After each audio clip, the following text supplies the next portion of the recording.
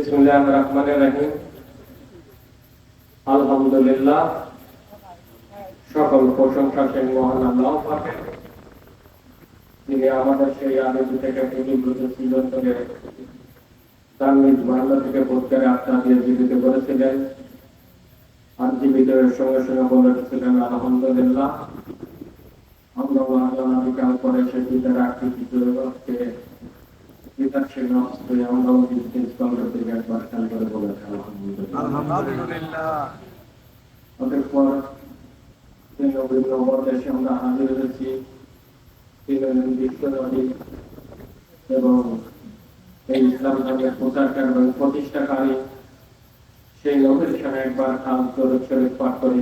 আল্লাহ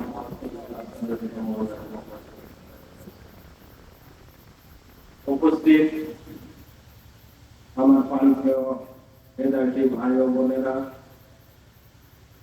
এবং আমার এই মাইকের আমার যতদূর যাচ্ছে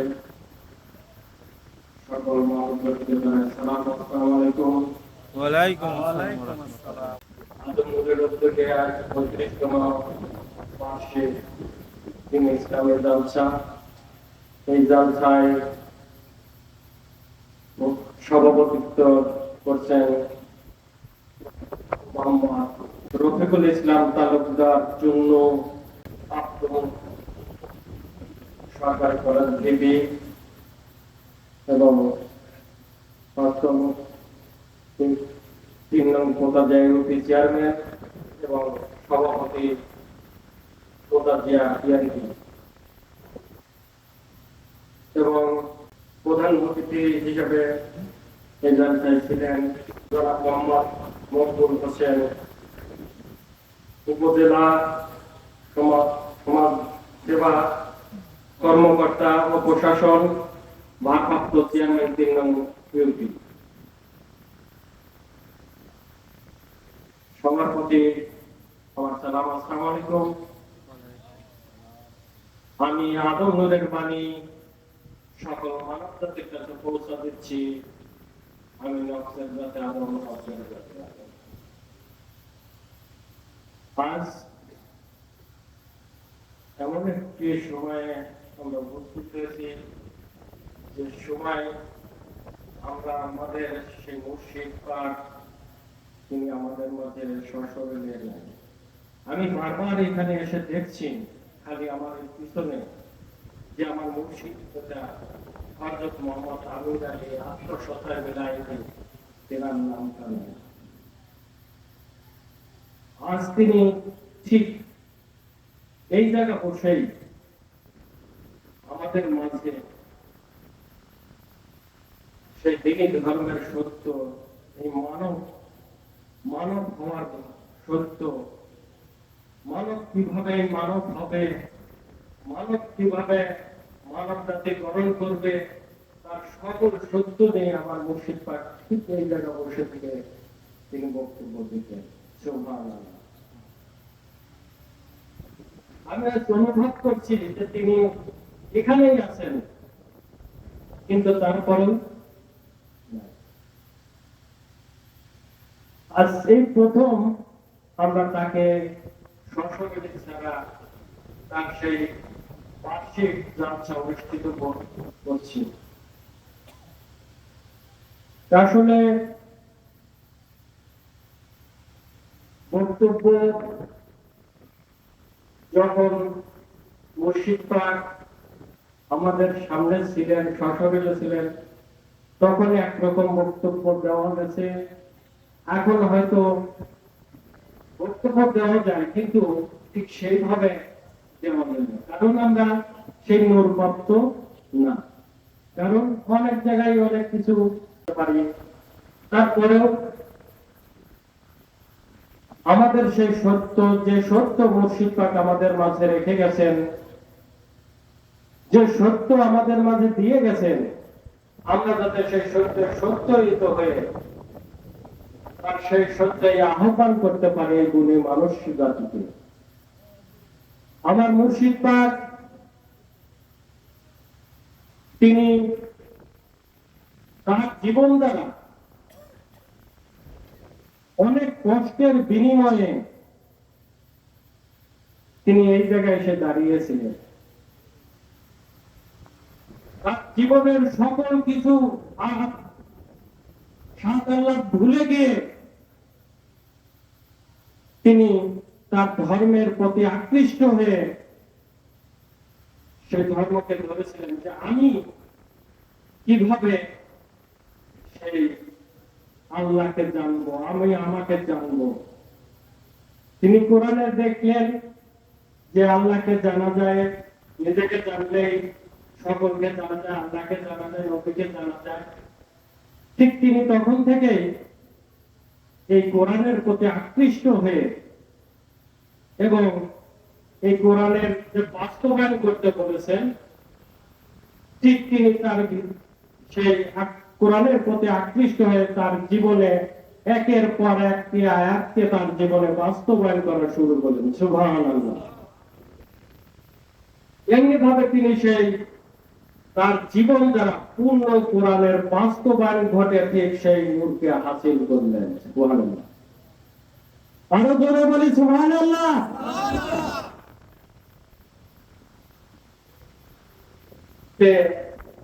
এই কোরআনেই বলা হয়েছে তুমি ঈমান আনো এবং ঈমানের পরীক্ষা দিয়ে সার্টিফিকেট গ্রহণ করো, এবং সেই ঈমান আনো সেই গায়েবের উপর, যেখানে মহান আল্লাহ পাক করছেন আমি জাহেরেরও জাহের, গোপনেরও গোপন।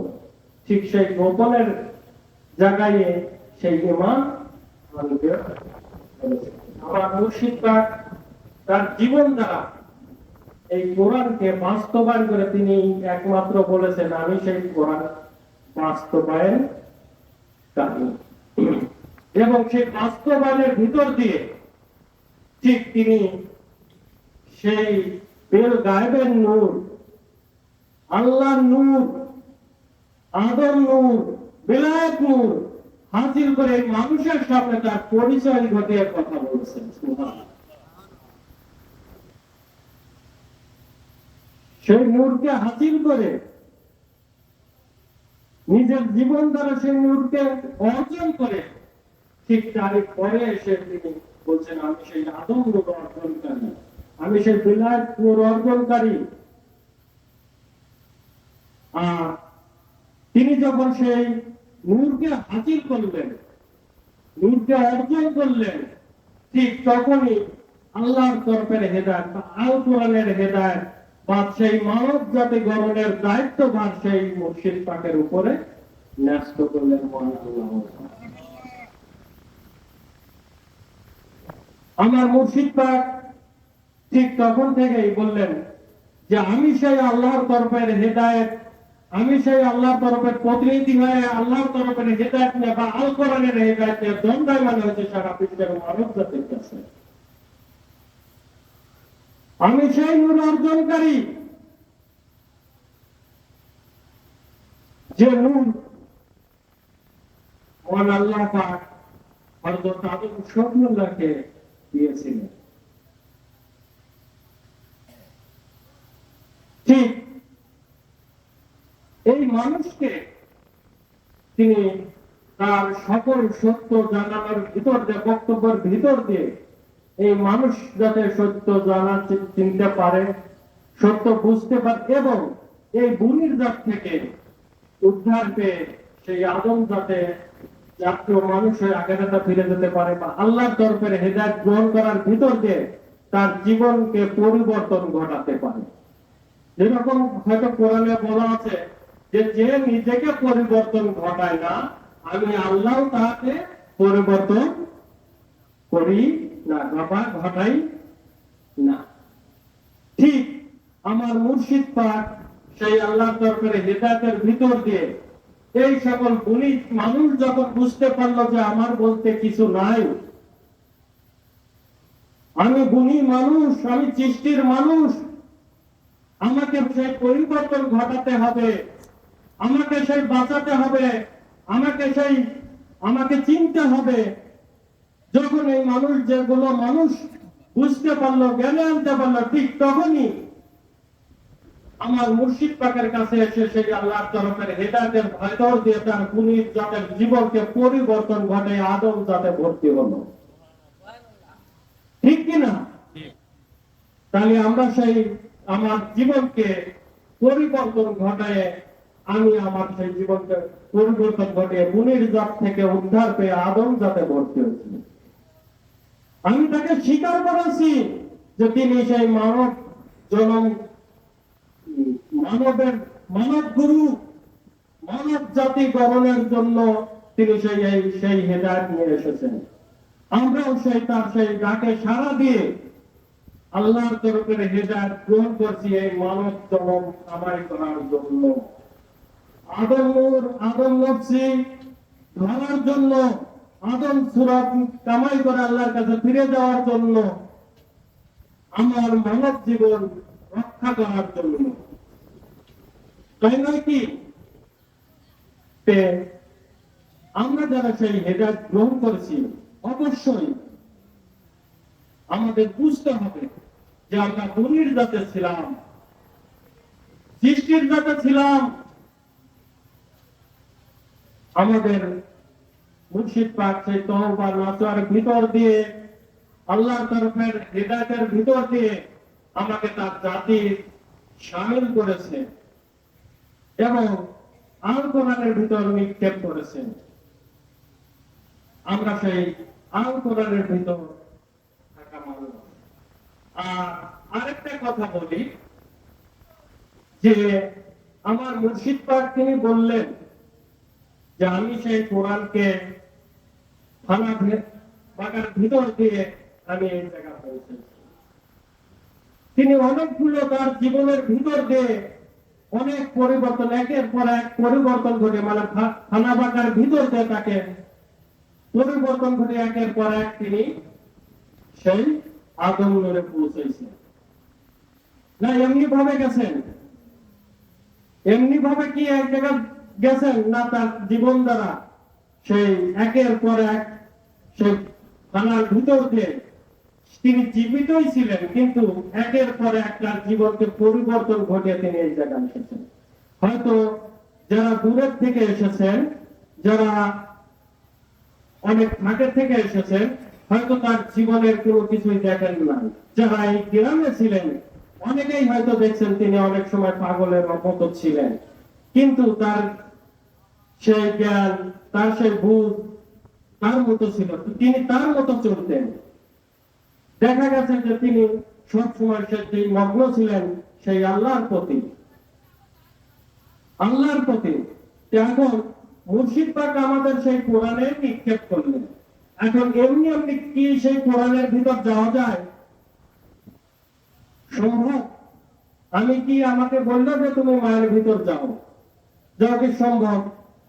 যাওয়া সম্ভব না। তার একটা করণীয় আছে, সেই করণীয়ের ভিতর দিয়ে সেই কোরআনের ভিতর নিক্ষেপ হওয়া যায়, সেই ভিতরে ঢোকা যায়। যেরকম এই সৃষ্টিরা দেখেন, সৃষ্টিরা কিভাবে একের পর এক তার জীবনকে পরিবর্তন ঘটিয়ে এই মানবের সাথে যোগ লাগতেছে। দেখছেন একের পর এক তাকে থানার ভিতর দিয়ে তার জীবনকে পরিবর্তন ঘটিয়ে এই মানবের যোগ লাগতেছে মানব হওয়ার জন্য। যেরকম এই যে আমরা খিচুড়ি খেলাম গরুর মাংস দিয়ে, গরু জবাই করে, তার জীবনকে এই মানবে আনার জন্য সেটি কোরবানি হয় নাই? হয়েছে তো? তাহলে তার সে থানার ভিতর দিয়ে তাকে উৎসর্গ করেছে তার জীবনকে এই মানবের ভিতর, যাতে আমি সেই মানব হতে পারি, আমার জীবনকে পরিবর্তন ঘটে এই মানব জীবন লাভ করতে পারি। ঠিক আপনাকে সেই হেদায়েতের ভিতর দিয়ে, পবিত্রতার ভিতর দিয়ে, পবিত্র আল কোরআনে নিক্ষেপ করা হয়েছে, যাতে আপনি সেই কোরআনের ভিতর নিক্ষেপ হয়ে আমার সেই পূর্ণ অস্তিত্ব নিয়ে এই কোরআনের থেকে বের হতে পারেন। পূর্ণ মানব অস্তিত্ব নিয়ে পূর্ণ মানব হয়ে আবার বের হতে পারেন। কোরআন তো বলেছে মানুষ পূর্ণ না অপূর্ণ? পূর্ণ না অপূর্ণ?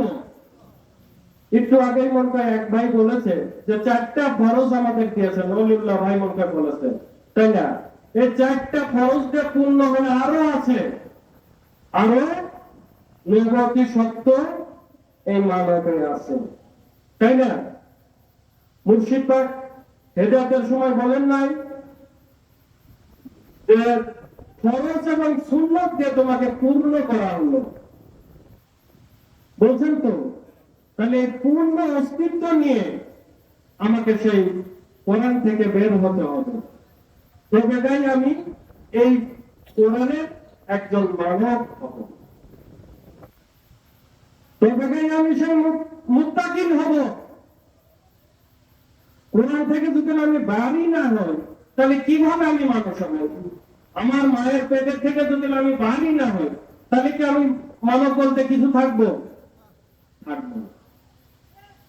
তাহলে আমাকে সেই ইবাদতের ভিতর দিয়ে, নিজেকে পবিত্রতার ভিতর দিয়ে, নিজেকে সংশোধনের ভিতর দিয়ে মুর্শিদ পাক যা আমাকে ধর্ম বেঁধে দিয়েছেন, পূর্ণ ধর্ম, সেই পূর্ণতার ভিতর দিয়ে সেই গর্বে নিক্ষেপ হতে হবে এবং গর্ব থেকে পূর্ণতা নিয়ে আমাকে বের হতে হবে, তাই না? এবং মোহাম্মদ ভাই একটু আগে বলল যে গাভী মানে গর্ভ, বলছি না? গাভী মানে গর্ভ, মানে একটা ভাণ্ড, একটা ডাইস, একটা ডাইস, যে জিনিস গর্ভের ভিতর বা ভাণ্ডের ভিতর যা কিছু রাখা যায় তাকে সেই ভাণ্ড বলা হয়, তাই না? অনেক রকমের ভাণ্ড আছে। আল্লাহ পাকের জগতে যত সৃষ্টি আছে ততটাই ভাণ্ড আছে, যার থেকে যা তৈরি করা হয়। ঠিক মানবেরও একটা ভাণ্ড আছে, মানবেরও একটা ভাণ্ড আছে, যা থেকে মানব তৈরি হয়, না অন্য জায়গাতে মানব তৈরি হয়? অন্য জায়গা থেকে মানব তৈরি হয়। তাহলে এই মানবেরও একটি ভাণ্ড আছে। যুগ পরিবর্তনের কারণে, রেশালত পরিবর্তনের কারণে এই মানবকে এই যুগে এনে পূর্ণ করা হয়েছে। এই যুগে এই মানবকে পূর্ণ করা হয়েছে। এবং আমার মুর্শিদ পাক অনেক জায়গায় বলেছেন যে মহান আল্লাহ পাক যখন আদমকে সৃজন করলেন, তখন কেউই সেই আদমকে মানবে না এবং তাদের যুগে আদম থাকবে না। পক্ষান্তরে মহান আল্লাহ পাক বললেন যে তোমাদের ভিতর থেকে একজন রাসূল যাবে, তাকে কি তোমরা মেনে নেবে? তাকে কি তোমরা সাহায্য করবে?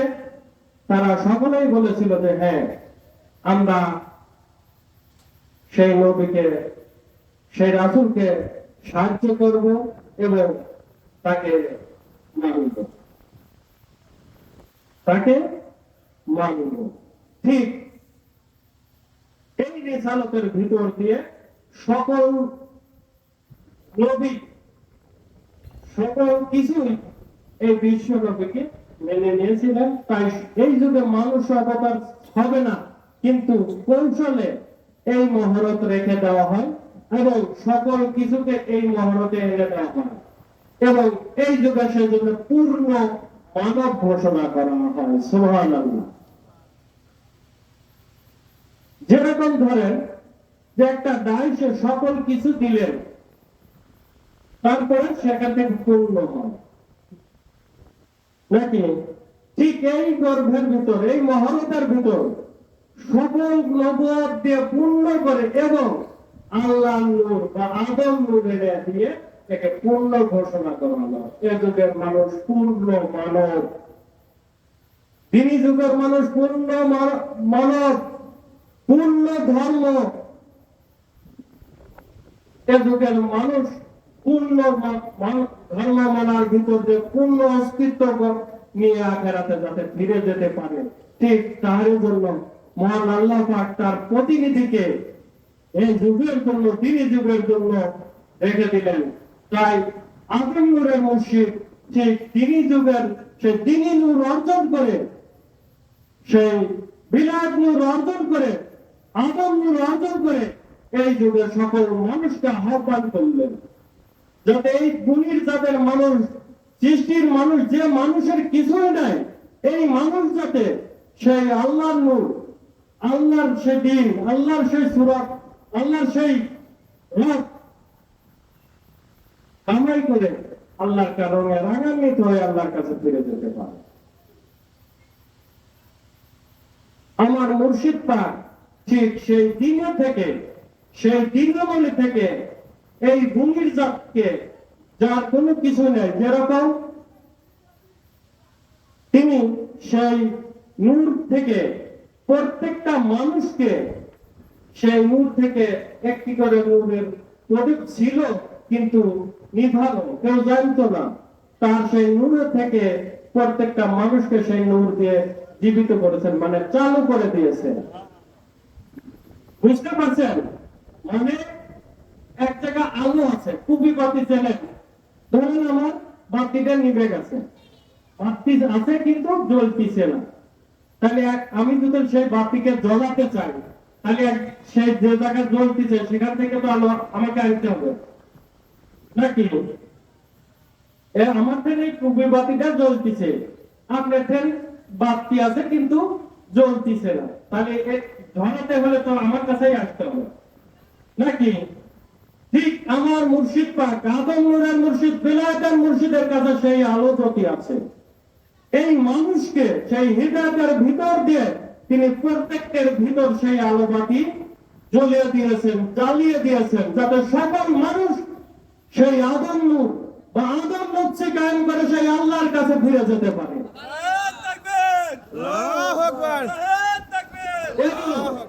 সেই আদম সুরাত দিয়ে আপনাকে বেষ্টনী করে দিয়েছেন, যাতে এই আলো যদি যাতে কখনো বাতাস, ঝড় বাতাস, হাওয়া দিয়ে যাতে কোনোভাবে নিভেতে না পারে, যে কারণে আপনাকে সে সতর্ক করে দিয়েছেন যে আপনার সালাতের যত্ন নেন, আপনার দিনের যত্ন নেন, আপনার রবের যত্ন নেন, আপনার সেই নফসের যত্ন নেন, তাকে আঁকড়ে ধরেন, কখনোই যাতে না ভুলেন।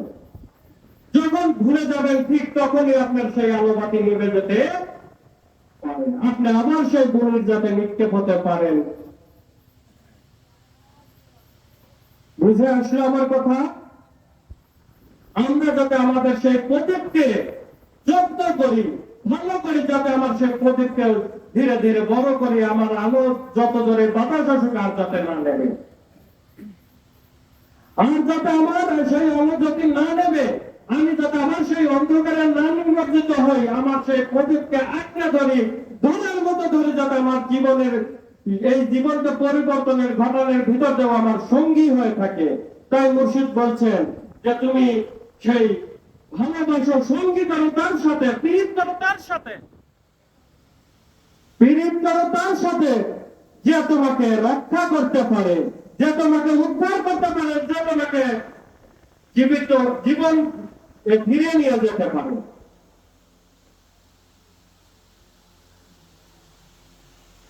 আমার মুর্শিদ পাক তিনি যে সত্যগুলো আমাদের মাঝে দিয়েছেন, আমরা ঠিক শক্তি আমাদের ভিতর দিয়ে সেই আলোটা দেখতে চালাই, তাহলে অবশ্যই সেই আলোকের দিনের দ্বারা যদি আমি দেখি, তাহলে সকল কিছু দিনের মতো পরিষ্কার দেখতে পাবো, তাই না? দিনের মতো পরিষ্কার দেখতে পাবো। আসলে অনেক কথা মনে থাকলেও রাত অনেকটুকু হয়েছে, আমার পরে আমার বড় ভাই কথা বলবেন, তিনি অনেক সাথে পাশে থেকেছেন, মুর্শিদ পাকের কাছে অনেক কথা শুনেছেন, যখন থেকে আমরা ছোট ছিলাম, ধরেন কোনো জ্ঞানী নাই, ন্যাংটা হয়ে ঘুরে বেড়েছি, তখন থেকে ভাই মুর্শিদ পাকের সঙ্গে ছিল। যে তিনি যে কোরআনকে বাস্তবায়ন করেছেন, তিনি একটি উদাহরণে বলেছিলেন সেই রফিকুল ভাইকে, যে তিনি একটি আয়াত বলেছিলেন এবং তার অনেকগুলো ভুল ধরেছিলেন। তিনি কিন্তু মুর্শিদ পাক কিন্তু বলেন নাই যে আমি কোরআনের হাফেজ, না, বলেছেন আমি কোরআনের ডক্টরি ডিগ্রি পাস করেছি বা কোরআনের হাফেজ হয়েছি। তাকে বলেছেন, তাকে বলেছেন তিনি কোরআনকে বাস্তবায়ন করেছেন। তিনি যেগুলো বলেছেন তিনি সেখান থেকে দেখে বলছেন যে না, এই জায়গা তোমার ভুল হয়েছে। তাই এটা সত্য কথা বললাম। আসলে সত্য প্রমাণ দাঁড় করানোর জন্য আমি এই কথাটা বললাম যে আসলে যদি তিনি কোরআনকে বাস্তবায়ন করেছেন, যে কারণে মুর্শিদ পাক অনেক জায়গা গেছেন, অনেক আলেম সমাজ এসেছে, তাকে ধরতে পেরেছে। যদি তিনি বাস্তবায়ন না করতেন, তিনি আর মূর্খ কেন? তিনি সব জায়গায় ধরা খেতেন না? খেতেন তো। কারণ সেই কোরআনের যারা হাফেজ ডিগ্রি লাভ করেছে তাদের সামনে তিনি একজন কোরআনের তেমন লেখাপড়াই জানেন না, তিনি তাদের সামনে সেই কোরআনের কথা নিয়ে জিহাদ করেছেন, সত্যকে খাড়া করেছেন, সত্যকে দেখিয়েছেন। কিসের বলে? কোরআন তো বলেছে যে আমি সেই ফয়সালা কি কর্তৃতা, ফুরকান, সত্য মিথ্যাকে পৃথককারী, একমাত্র আমার মুর্শিদ পাকে তিনি সেই আদম নূর অর্জন করে সকল মানুষকে সেই সত্য এবং মিথ্যাকে পৃথক করে দাঁড় করিয়ে দেখেছেন। এত যদি আলেম সমাজ পারত, এত যদি সেই হাফেজরা পারত, এত যদি সেই সকলে পারত, তাহলে আমার মুর্শিদ পাকের মতনও তারা বলতে পারত। পারত না? পারত। কারণ তারা তার জীবনকে সেই কোরআনকে বাস্তবায়ন ঘটে সেই নূরকে অর্জন করতে পারে না। আর আমার মুর্শিদ পাক ঠিক সেই কোরআনকে বাস্তবায়ন করে সেই আদম নূর বা আল্লাহ নূর হাসিল করার মধ্য দিয়ে তিনি দেখতে পেয়েছেন যে কোরআনের এই জায়গায় এই জিনিস আছে, কোরআনের এই জায়গায় এই জিনিস আছে, যে কারণে আপনাদের সামনে সেই জিনিসগুলো তুলে ধরেছেন, দেখাইছেন, সত্য প্রমাণ করে দিয়েছেন।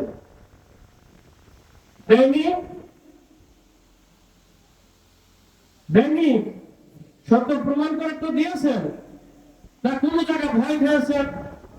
কোন জায়গায় কথা বলতে কি ভয় খেয়েছেন? না, তিনি আরো জোরের গলায় এমনি ভাবে থাপ্পড় দিয়ে কথা বলেছেন। কোন জায়গায় তার নূরের কারণে তিনি কোন জায়গায় কোন ভয় খেয়ে কথা বলেন নাই। সত্যকে তুলে ধরতে কোনো পিছু পা হটেন নাই, সত্যকে তুলে ধরতে কখনো নিজেকে ত্রুটি করেন নাই।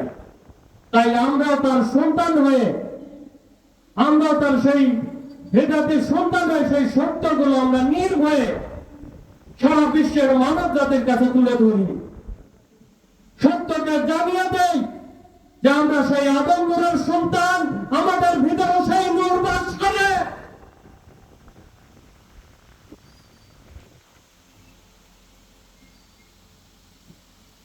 আমরা সেই যদি আমরা সেই নূরকে ধরে চলতে পারি, সেই সন্তান হতে পারি, অবশ্যই আমরা আমাদের মুর্শিদ পাকের মতনই নির্ভয়ে কথা বলতে পারবো, কারো কোনো কিছুই হবে না।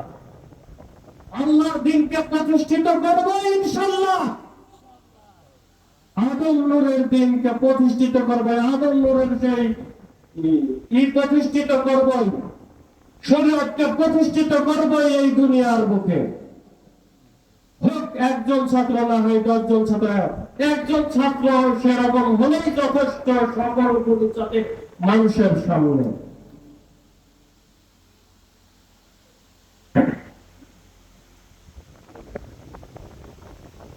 ঠিক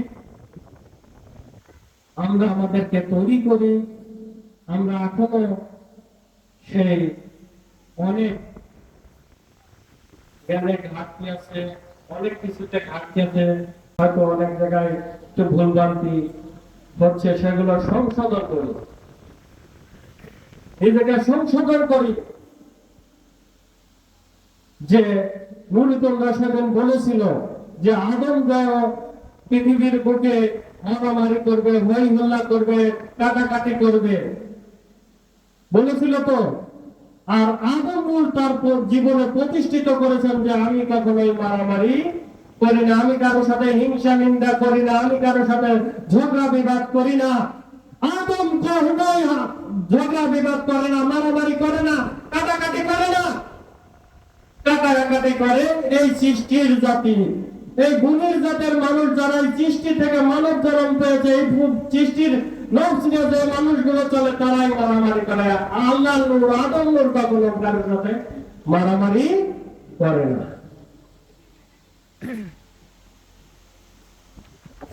আমরা তারই সন্তান, তারই সেই আদর্শ নিয়ে চলছি, তারই সেই আদর্শ নিয়ে পথ চলি, তারই সেই হৃদয় দিয়ে আল্লাহর সেই হৃদয় দিয়ে আমরা সেই তার যাতে ভর্তি হয়েছি। আদম জাতের মানুষ, আদম সুরাত কামিল করার জন্য এসেছি। আমার জীবনকে আমি রক্ষা করার জন্য হৃদয় গ্রহণ করছি আদম নূরের কাছ থেকে, আল্লাহর তরফের প্রতিনিধির কাছ থেকে, আল্লাহর নূরের খলিফার কাছ থেকে। তাই যে যাহাই বলুন, আমি তো আমাকে চিনি যে আমি কি করতে এসেছি। অন্যরা যাহা পারে, যারা সেই হৃদয় গ্রহণ করে নাই, তারা যাই কিছু করতে পারে। আমি অনেক বক্তব্য বলেছি যে সৃষ্টির মানুষ, গুণের মানুষ যাই কিছু করতে পারে, কিন্তু আমরা কখনোই করতে পারি না। কারণ মুর্শিদ পাক বলেছে, তোমরা দিনী যুগের মানুষ, তোমাদের দেখতে পায়, ওরা তোমাদের দেখতে পায়, তোমরা ওদেরকে নাও দেখতে পারো। ওরা রাতের যুগের মানুষ, রাতের ভিতর বসবাস করে, ওরা তোমাদের চাই কিছু কি খুঁটিনাটি যাই পাক সেটাই তোমারকে ধরে বসবে।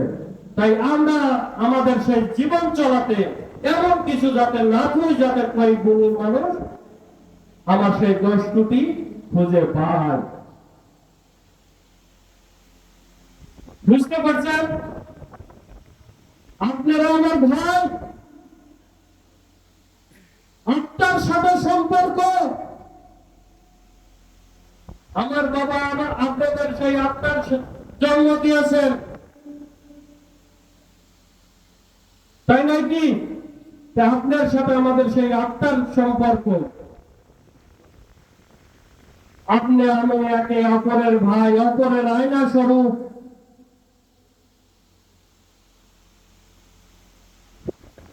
আমরা আমাদের সেই জিনিসগুলো নিজেদেরকে সংশোধন করি। যদি কারো জায়গায় ভুল হয়ে থাকে, কোন জায়গায় ত্রুটি হয়ে থাকে, আমরা আমাদেরকে সংশোধন করি,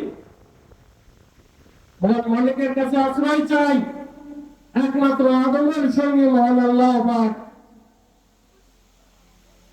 আমরা সেই সূরা নাসের সেই মালিকের কাছে, মানুষের রবের কাছে প্রার্থনা করি, হে মালিক, তুমি আমাদের সাহায্য করো, তুমি আমাদের দয়া করো, তুমি আমাদের তোমার সেই জ্ঞানে জ্ঞানী করো, আমরা যাতে সেই জ্ঞানের জ্ঞানী হতে পারি। তুমি পরীক্ষা নাও, তুমি আমার ভিতর বসে আমার সেই পরীক্ষার উত্তরগুলো লিখে দাও, আমি যাতে সেই পরীক্ষায় পাস করতে পারি। নইলে এই পরীক্ষায় আমার মতো অধম পাস করা কখনোই সম্ভব না। সম্ভব সম্ভব কি?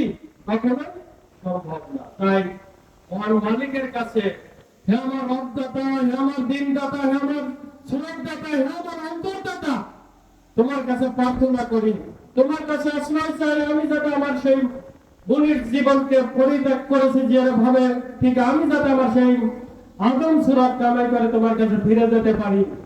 আমি যাতে সেই আদম নফসে লজ্জিবান হতে পারি, আমি যাতে সেই তোমার দিনে দিনবান হতে পারি, তোমার রব্বে রব্বিবান হতে পারি। হে মালিক, তুমি আমাকে সেই পথ দেখাও যাতে আমি তোমার রঙে রাগান্বিত হতে পারি।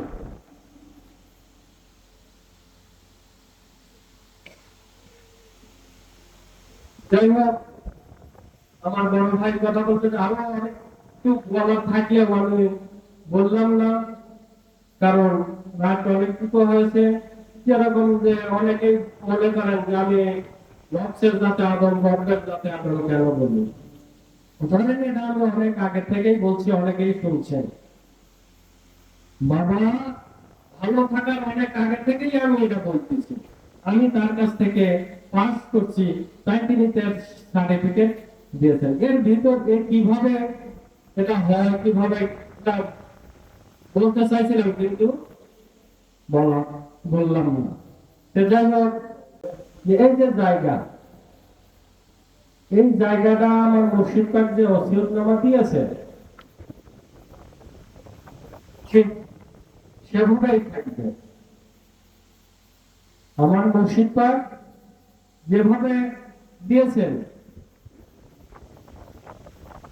ঠিক এই তার সকল হেদায়েতে মিলন মেলা এক জায়গা হওয়ার জন্য এই 12 শতক জায়গা সকল হেদায়েতের জন্য রেখেছে।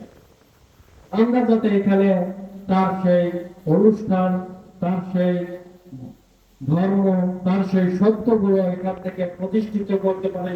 ন্যায়ের নিশান, সত্যের নিশান আমার মুর্শিদ পাক যেরকম ভাবে উড়িয়েছেন, আমরা ঠিক সেরকম ভাবে সেই সত্যের নিশান নিয়ে যাতে প্রাণবায়মান হয়ে থাকতে পারে এই 12 শতক জায়গায়। ঠিক আছে, ঠিক আছে। তো যাই হোক, এখন আমার বড় ভাই বক্তব্য রাখবেন। আমরা শ্রবণের সহিত, জ্ঞানের সহিত বক্তব্য শুনতে থাকি।